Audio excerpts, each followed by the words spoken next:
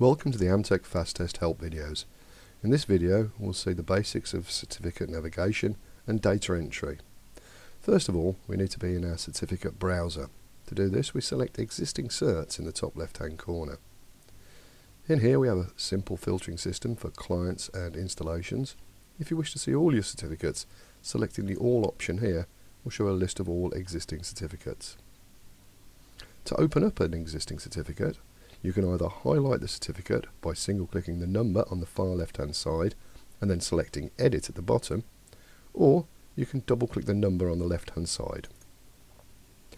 This will open up your certificate for viewing. By default, the certificate starts on the first page at the top. You can navigate through by single left clicking into the section that you want to complete, or by using the Tab key on the keyboard.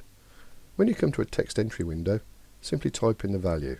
If the text entry window doesn't contain a scroll bar on the far right hand side, this means you have a limited amount of text you can type. If I tab now, it will take me to the Installation Is section. These are tick options. I can either tick using the cursor and untick, or I can use the spacebar on the keyboard.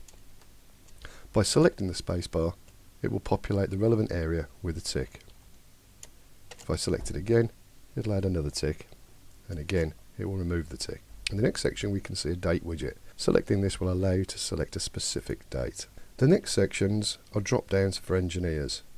In here we'll see a list of the available engineers. For this particular section, design, only engineers who have been ticked as design engineers will be available in the drop down list. As we cycle through the certificate, values can be entered into the relevant sections. For inspection and testing, we can see here underneath the qualified supervisor option, only one name is available. This is because only one name has been selected as the QS.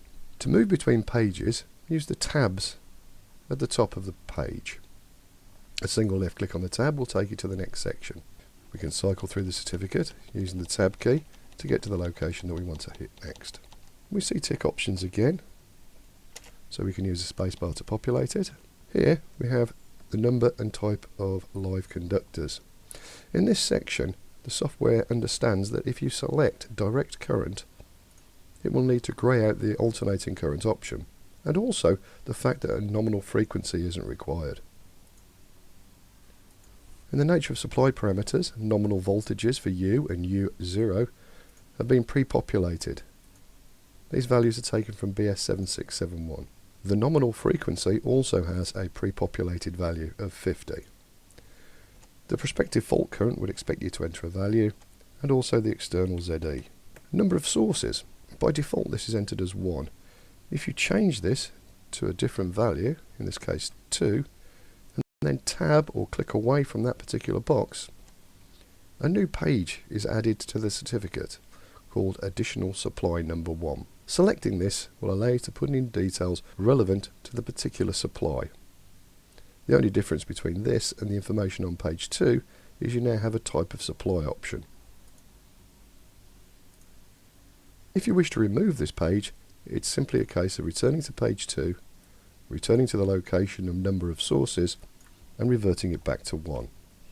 When you tab out, you'll then see that that page has been removed. Certain sections allow for the automatic entry of data. Under Characteristics of Primary Supply Overcurrent Protective Device, we'll see a list of available devices that can be entered. Some of these devices, like the BS88 fuse, will automatically put in values for short circuit capacity. Current rating drop down in this case gives you the most popularly used values that you see for these devices. This is by no means comprehensive, and any value you wish to enter, either in BSCN, type, rating, short circuit, etc., can be entered manually. In the section Particulars of the installation at the origin, we have the means of earthing. When selecting distributor's facility and not selecting installation earth electrode, you're actually making a statement that you do not require these values. They'll remain greyed out, and when printed will print NA. If you do select it, the software will expect you to complete these areas for the purposes of the report. Further down the page we see the options for maximum demand load, protective measures against electric shock, again a pre-populated drop down. Just select what you want to appear in there or type the value you wish to see. Another drop down here. I've been using the drop down arrow to select from a drop down list, but you can use the up and down arrow keys on the keyboard to select the particular device. This allows you to keep your hands on the keyboard and fractionally improve data entry speed. More pre-populated values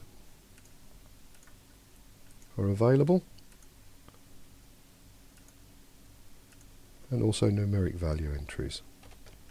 Underneath bonding of extraneous conductive parts, we'll see another tick box. This is slightly different. This cycles through various options. By leaving it on red, you're stating that the test has been carried out and has failed. By selecting green and a tick, you're stating that the test has been carried out and passed. By selecting blue with a blue block, you're stating that this test was not required. Using a combination of the spacebar and the tab key, you should be able to populate this fairly quickly. We see here the comments on existing installation.